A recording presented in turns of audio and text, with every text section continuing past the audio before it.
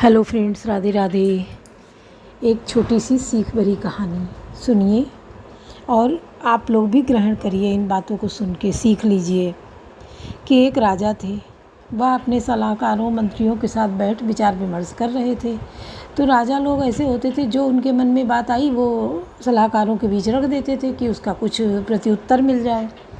तो उन्होंने सलाहकारों से कहा कि हमें कोई ऐसा बीज मंत्र चाहिए जिसमें सारी प्रज्ञा समा जाए। प्रज्ञा मतलब जीवन का सार समा जाए। तो सलाहकार जो थे वो चले गए। तो उसमें से एक सलाहकार गया पहाड़ों की तरफ। वहाँ एक बाबा रहते थे गुफा में, पहाड़ों की गुफाओं में बाबा रहते थे। वो बाबा जी के पास गया और उनसे कहने लगा कि हमारे राजा को एक ऐसा बीज मंत्र दो जिसमें सारी प्रज्ञा समा जाए, जीवन का सार समा जाए। तो बिना एक पल गंवाए बाबा ने क्या किया, तुरंत एक कागज़ लिया, पेन, और उस पर उन्होंने एक लाइन लिख दी और लिखकर उसको मोड़ दिया। मोड़कर अंगूठी में दबा दिया। रख के अंगूठी में दबाना मतलब अंगूठी अंदर से खोखली थी, ऊपर से नग लगा था, और उसी नग को हटा के उसमें कागज़ रखा, ऊपर से फिर नग लगा दिया और अंगूठी दे दी। कहा जाओ राजा को दे देना जाके, और उनसे कहना जब आपका सबसे कठिन समय हो तब इस कागज़ को खोल कर पढ़ें। तो वो सलाहकार गया और राजा को उसने अंगूठी दे दी और पूरी बात कह दी कि राजा साहब इसको उत्सुकतावश मतलब मन में आए कि अरे हम देखें इसमें क्या ऐसा लिखा है, आप खोल के देखना नहीं।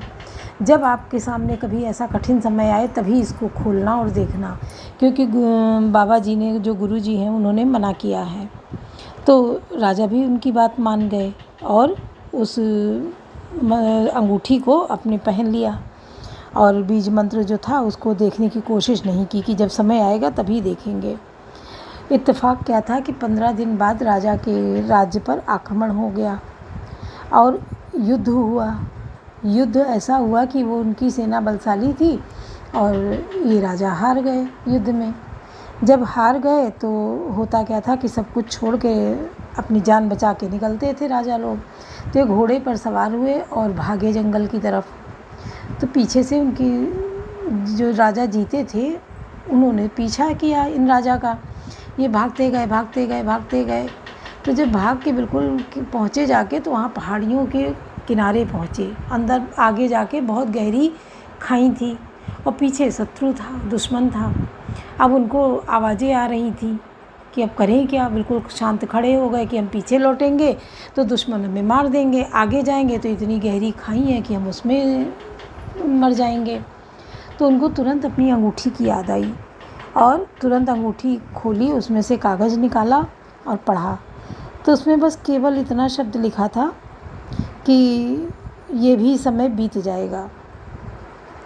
जब देखा कि यह भी बीत जाएगा लिखा है तो उनके शरीर में एक सन्नाटा सा छा गया। पूरे शरीर बिल्कुल वो गुमसुम खड़े हो गए और उनको लगा है हर चीज़ बीत जाती है, ये तो बात सही है, ठहरता कुछ भी नहीं है। तो वो थोड़े खड़े हो गए, इंतज़ार करने लगे।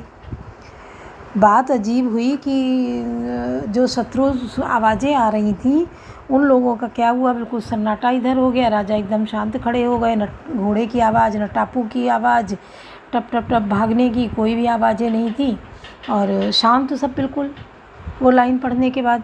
तो वो दुश्मन जो थे वो दूसरी तरफ चले गए, चौराहे से वो घूम गए और जब वापस दूसरी तरफ चले गए और जंगल का इतना होता है, बढ़ते चले गए निकलते।